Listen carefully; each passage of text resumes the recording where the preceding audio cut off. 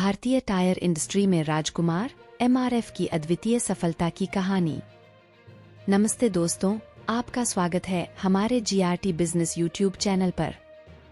आज के वीडियो में हम चर्चा करेंगे उस भारतीय कंपनी की जिसने दुनिया भर में अपना नाम बनाया है और जिसके शेयर देश में सबसे महंगे हैं, एमआरएफ। एक भारतीय टायर इंडस्ट्री का अग्रणी। आइए हम शुरुआत करते हैं इस रोचक यात्रा की जो मद्रास रबर फैक्ट्री एमआरएफ के साथ जुड़ी है। यह कंपनी जो 1946 में तब्दील हुई एक छोटी सी यूनिट से लेकर आज दुनिया के टॉप 30 टायर उत्पादकों में से एक है।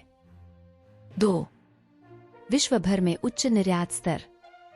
मुख्य समाचार के मुताबिक एमआरएफ 75 देशों में टायर निर्यात करती है और भारतीय टायर इंडस्ट्री को 2032 तक $22 अरब तक का रेवेन्यू प्राप्त करने की उम्मीद है। 3 देश का मार्केट लीडर एमआरएफ।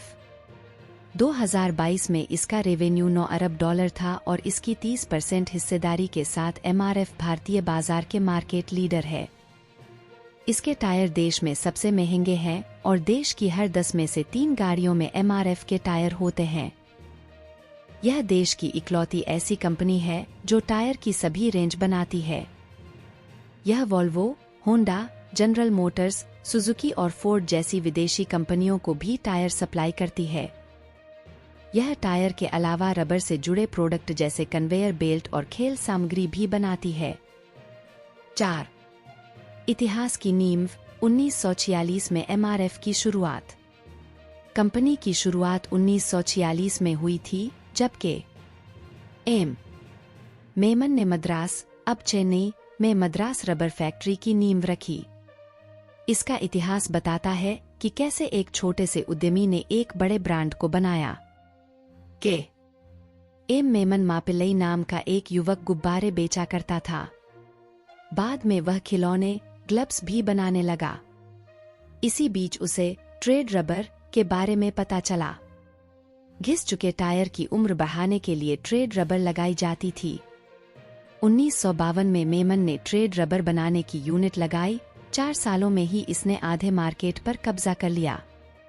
इसी बीच एमआरएफ ने टायर बनाने के लिए अमेरिकी टायर कंपनी मैसफील्ड का सहयोग लिया और साल 1961 में एमआरएफ ने पहली बार टायर बनाया।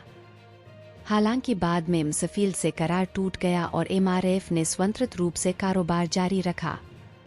5 विदेश में निर्यात। एमआरएफ का पहला कदम।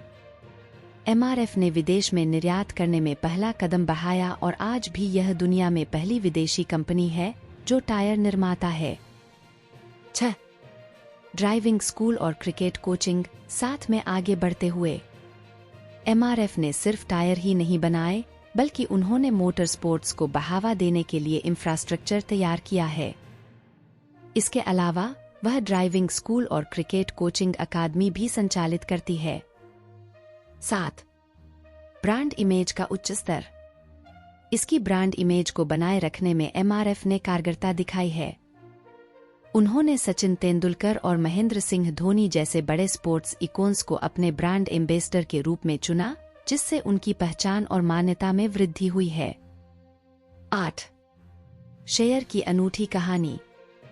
2023 में जब एमआरएफ के शेयर ने 1 लाख का आंकड़ा छुआ तो लोगों की जिज्ञासा बढ़ी कि इसका शेयर देश में सबसे महंगा कैसे है। यहाँ एक दिलचस्प पहलू है, एमआरएफ ने अब तक अपने शेयरों का स्प्लिट नहीं किया है, जिससे इनकी कुल संख्या कम हो गई है और दाम ज्यादा हैं। 9 ब्रांड बिल्डिंग में निरंतरता। 1970 में कंपनी ने एक शेयर को 2 करने का निर्णय लिया और 1975 में 3 शेयर का बोनस दिया गया, लेकिन उसके बाद से ऐसा कुछ नहीं हुआ। यह निरंतरता ने मांग और आपूर्ति में अंतर बनाए रखा है और शेयरों को महंगा बनाए रखा है। 10 brand grade A. Brand finance की रिपोर्ट 2023 के मुताबिक एमआरएफ ए ब्रांड ग्रेड के साथ दुनिया का दूसरा सबसे सशक्त टायर ब्रांड है।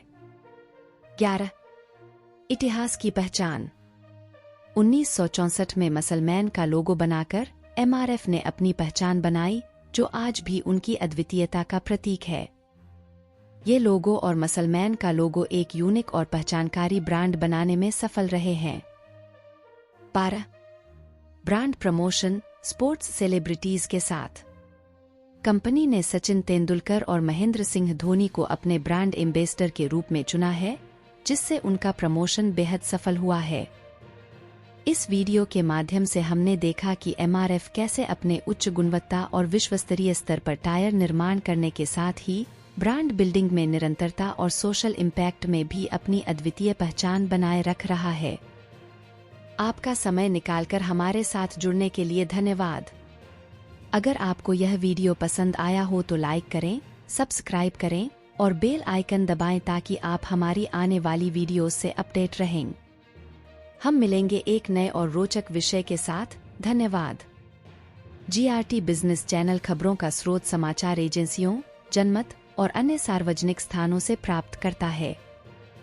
हम पूरी कोशिश करते हैं कि यह सारांश और रिपोर्टिंग सटीक और सत्यापित हो, लेकिन हम किसी भी विवाद या त्रुटि के लिए जिम्मेदार नहीं हैं।